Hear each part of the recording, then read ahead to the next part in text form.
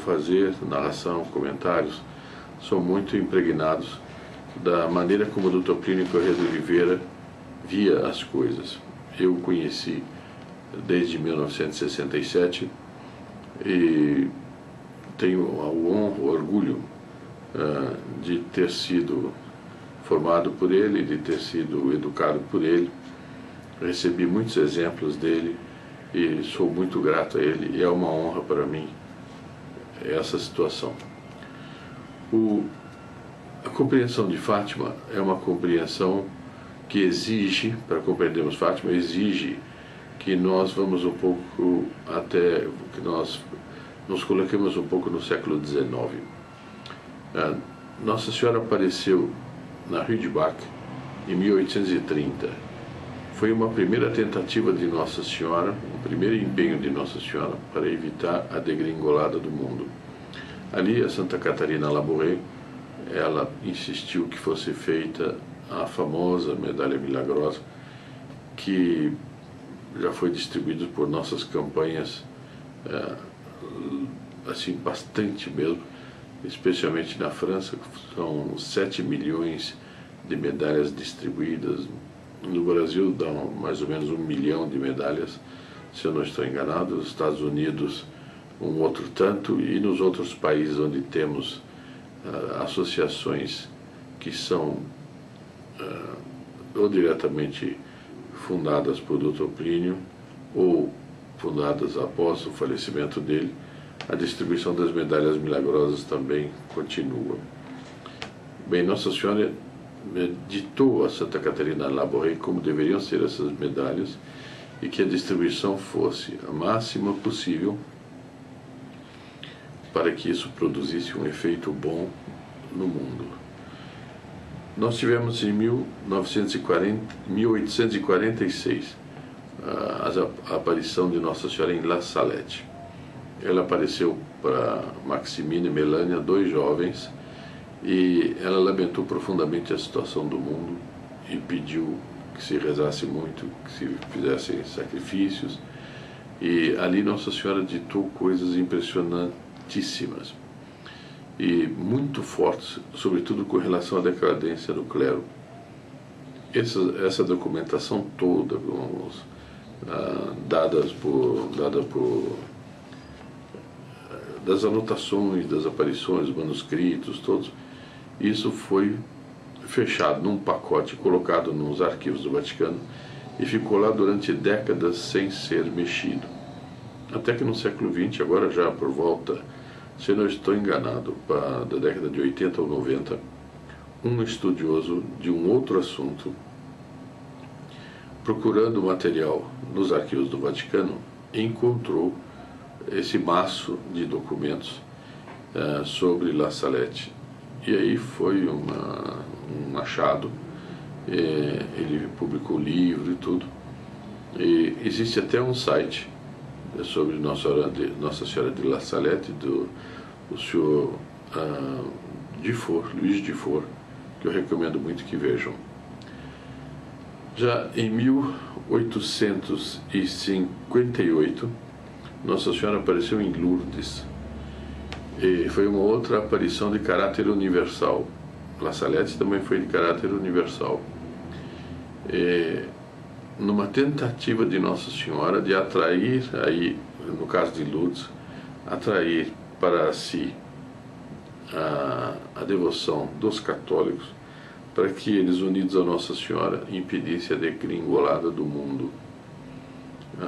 A intenção de Nossa Senhora operando milagres, milagres físicos que chamam mais atenção por algum lado, mas muitos milagres que chamam menos atenção, que são os milagres espirituais, o bem que se faz às almas. Isto não está computado, não tem como computar. É uma quantidade colossal de graças que ela despende ali. Bem, quando nós precisamos ter presente aí que em 1878, portanto 20 anos depois da aparição de Lourdes, das aparições de Lourdes, assumiu o pontificado o Papa Leão XIII.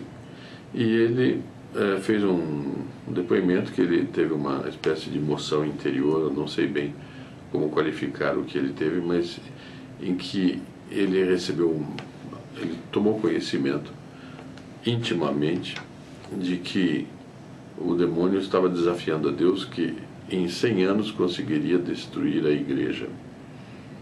E Deus deu a ele a permissão dele tentar essa destruição da igreja para a aprovação dos bons e para castigo dos maus. Bem, ele foi permitido e por causa disto, Leão XIII elaborou um exorcismo que durante décadas e décadas foi sempre rezado no final das missas tradicionais. Quem assiste à missa tradicional pode ver que no final sempre se reza o exorcismo de Leão XIII. Isso, pelo menos, os padres que são fiéis ao verdadeiro espírito da missa tradicional.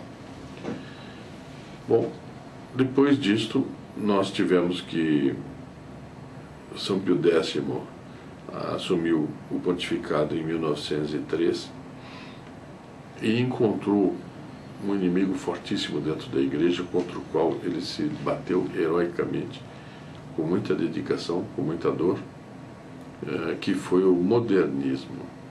Dizia São Pio X que o modernismo era a pior das heresias, porque continha em si todas as outras heresias. Então vejam, Nossa Senhora apareceu e São Pio X alerta já para a quantidade, esse inimigo dentro da igreja que era o modernismo. E dizia São Pio X que os piores inimigos da igreja estavam dentro da própria igreja. Bem, é preciso nós nos recordarmos que o ambiente todo dessa época era a Belle Époque. A Belle Époque foi a época mais brilhante, talvez, da história, onde as pessoas, sobretudo na França, se apresentavam trajadas com muita categoria. Fazia parte dos quesitos da vida ser educado, ter bom vocabulário, ter fórmulas de cortesia, ser sério, enfim, tinha uma série de coisas que caracterizavam aquilo, sobretudo a elegância. A elegância foi uma coisa que marcou muito a Belle Époque. Mas havia um outro fator que influenciou muito a Belle Époque, e que foram os descobrimentos técnicos, o progresso científico, que criou nas pessoas uma ideia de que era possível fazer nessa terra um paraíso sem Deus. Havia um otimismo de que a ciência conseguiria uma remissão que livraria da morte, prolongaria a vida indefinidamente. E tudo isso obtido pela capacidade do homem, e não por Deus. E o homem então se voltou para isto, para este objetivo. E isso depois perdurou. No ano 1900 houve a famosa Exposição Universal de Paris, que em outros anos já tinha ocorrido em outros lugares também. E ali então foram exibidas as grandes descobertas e o potencial que o futuro prometia. O próprio Santos Dumont voou em Paris em 1906, estava inteiramente dentro deste clima. O estilo que marcou aquela época foi o Art Nouveau. É um estilo muito característico, todo muito cheio de enfeites, e tudo muito cheio de curvinhas e de coisas bonitinhas e delicadas e tudo, que traziam a ideia de que era possível realizar no mundo um paraíso sem Deus. Acontece que, para quebrar essa impressão, o que aconteceu? Estourou a Primeira Guerra Mundial. E a Primeira Guerra Mundial, ela veio com uma violência, com uma capacidade de destruição enorme. Muita gente morreu na Primeira Guerra Mundial. E Nossa Senhora de Fátima apareceu exatamente em 17, um pouco antes de terminar a Terceira Guerra Mundial, que aliás terminou graças a uma interferência de Nossa Senhora. O que aconteceu depois das aparições de Fátima? Antes ainda, o que Nossa Senhora veio fazer em Fátima? Qual foi o objetivo principal da vinda de Nossa Senhora a Fátima? O objetivo principal foi anunciar o triunfo do seu Imaculado Coração. Quer dizer, aquele triunfo do qual fala São Luís Maria Grignon de Montfort, no Tratado da Verdadeira Devoção, que ele chama de Reino de Maria. Não haverá o reino de Cristo na terra se não houver o reino de Maria. Nossa Senhora é que está encarregada de fazer o reino de nosso Senhor Jesus Cristo nessa terra. Portanto, o triunfo do Imaculado Coração de Maria é o anúncio do reino de Cristo que também chega nesta terra. Só que, conforme Nossa Senhora avisou, ela pediu, se ela tivesse sido atendida, nós talvez já estivéssemos bem dentro do triunfo do Imaculado Coração de Maria. Mas, como os acontecimentos bradam ovantemente que ela não foi atendida porque não houve conversão, pelo contrário, se decaiu muito mais. Nunca a humanidade esteve tão no chão. E também outros elementos, a Rússia não foi consagrada, por isso ela não está convertida. A comunhão reparadora dos 5 primeiros sábados praticamente não é conhecida. O terço todos os dias é rezado por uma minoria de pessoas e, sobretudo, penitência, muito menos pessoas fazem penitência, sobretudo a penitência, o sacrifício de praticar os 10 mandamentos. E também não se pode dizer que tenha havido conversão. A conversão dos pecadores não se nota. A conversão dos pecadores ainda está por dar-se. Moral da história: Nossa Senhora, então, é obrigada a usar a via da justiça, a via do castigo. Está prenunciado um castigo, está anunciado na segunda parte do segredo, que Santa Jacinta pronunciou mais de uma vez, em circunstâncias várias, por exemplo, quando ela estava doente no Hospital Santa Estefânia. Ela diz que chegaria um dia em que Lisboa se transformaria numa figura do inferno. Então, isso tudo não se deu. O que Nossa Senhora pediu chega-se à conclusão. E nós vivemos na expectativa de que o limite do descumprimento do que Nossa Senhora pediu, o limite dos pecados cometidos contra Deus, deve levar a uma intervenção de Nossa Senhora e trazer o triunfo do seu Imaculado Coração, conforme ela disse em Fátima. Bem, terminadas as aparições, vieram os anos loucos em que houve um destempero no desejo de gozar a vida, como uma espécie de revide pela Primeira Guerra Mundial.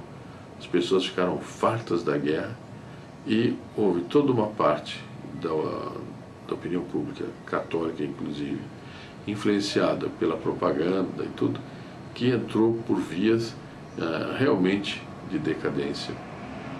Se chamaram os anos loucos. Para se chamar os anos loucos, imagina o que entrou do destempero na busca de prazer.